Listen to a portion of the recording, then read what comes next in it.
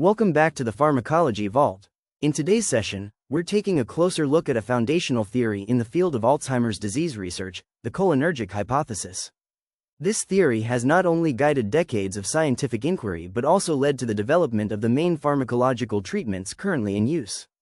Whether you're a healthcare professional, a medical student, or simply curious about how neurotransmitters influence memory and cognition, this video is for you. Alzheimer's disease, or AD, is a chronic, progressive, and ultimately fatal neurodegenerative disorder. It predominantly affects people over the age of 65 and is the most common cause of dementia, accounting for 60 to 70% of all cases.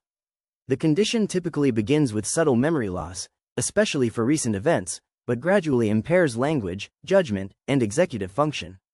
As the disease advances, patients become dependent on caregivers, eventually losing the ability to communicate, eat, or recognize loved ones. As neurons die and connections break down, the brain literally begins to shrink, a process known as cerebral atrophy. And this isn't just an isolated clinical phenomenon, the scale of Alzheimer's is massive. As of 2023, it affects over 55 million people worldwide, and that number is projected to nearly double by 2050. This makes Alzheimer's not only a devastating neurological disease but a major global health crisis that requires urgent scientific and medical attention. Let's look at what's happening at the microscopic level. Alzheimer's is characterized by three major pathological features. Amyloid-β plaques. These are sticky extracellular protein deposits that disrupt cell-to-cell communication and may trigger immune responses that worsen neuronal damage. Neurofibrillary tangles. These are twisted fibers made of hyperphosphorylated tau protein, which normally stabilizes microtubules. When tau becomes defective, it leads to intracellular blockages that kill neurons. Neuronal and synaptic loss, especially in the hippocampus and neocortex, which are vital for memory and learning. Over time, these changes cause the brain to shrink, particularly in the cortical regions, with widening of sulci and narrowing of gyri, visible on MRI scans in advanced stages. While structural degeneration is the core pathology, what often gets overlooked is how this affects neurotransmission. Several neurotransmitters are dysregulated in Alzheimer's. Glutamate becomes overactive, contributing to excitotoxicity, a process where excessive stimulation actually kills neurons. Serotonin and dopamine levels decline in later stages, leading to depression, apathy, and emotional flatness. But the most critical and earliest deficit is in acetylcholine, ACH. This deficiency in cholinergic signaling is directly linked to the hallmark symptom of Alzheimer's, memory impairment. Acetylcholine is a neurotransmitter essential for cognition. In the central nervous system, it regulates short-term memory encoding, sustained attention and alertness, neuroplasticity, which is the brain's ability to adapt and learn. This neurotransmitter is synthesized by the enzyme choline acetyltransferase, CHAT, and is broken down by acetylcholinesterase, ACE, at synapses. Most importantly, acetylcholine acts in the hippocampus and neocortex, the very areas most affected in Alzheimer's. This brings us to the cholinergic hypothesis, first proposed in 1976. It posits that Alzheimer's symptoms, especially cognitive decline, are largely due to a deficit in acetylcholine caused by degeneration of cholinergic neurons in the basal forebrain. This hypothesis revolutionized how researchers thought about AD. Instead of focusing solely on structural degeneration, it emphasized a functional neurotransmitter imbalance, something we could potentially treat. Multiple studies support this hypothesis. Post-mortem brain analyses have revealed up to 90% loss of cholinergic neurons in advanced AD, with a steep drop in CHAT activity and acetylcholine levels. PET imaging shows reduced cholinergic activity, especially in the cortex.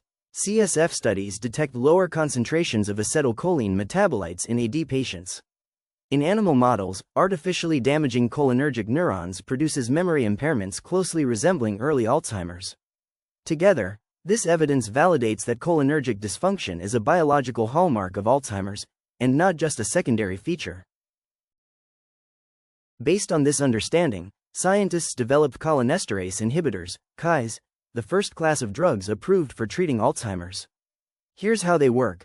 By inhibiting ACE, they prevent the breakdown of acetylcholine, allowing more of it to remain in the synaptic cleft and enhance neurotransmission. Let's briefly look at the three main Ks. Donepezil, selective AKE inhibitor, most commonly prescribed. Rivastigmine, dual AKE and Butch inhibitor, available in a patch. Galantamine, not only inhibits AKE but also modulates nicotinic receptors, improving receptor sensitivity to ACH. These drugs are generally used in mild to moderate stages of AD and have become standard of care in many countries. Under normal conditions, acetylcholine, or ACH, is released from the presynaptic neuron into the synaptic cleft. It then binds to receptors on the postsynaptic neuron, allowing the signal to be transmitted.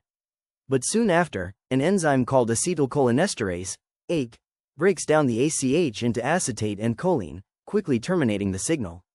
The clinical benefits of Ks are modest but meaningful: improvements in cognitive scores, behavioral symptoms, and daily functioning.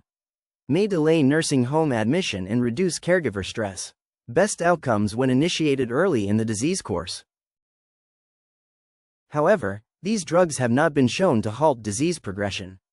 Their limitations include temporary benefits. Effects tend to diminish after 6 to 12 months. Adverse effects such as GI symptoms, nausea, vomiting, diarrhea. CNS effects, dizziness, insomnia. Cardiac issues, especially bradycardia, in older adults with conduction disorders. So, while they're helpful, they don't address the root pathology of Alzheimer's. Let's summarize the key takeaways. The cholinergic hypothesis has been instrumental in explaining the cognitive deficits in Alzheimer's disease.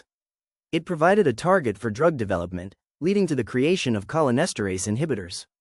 However, AD is now recognized as a multifactorial disease, involving not just neurotransmitter loss but also amyloid toxicity, tau pathology, oxidative stress, and neuroinflammation.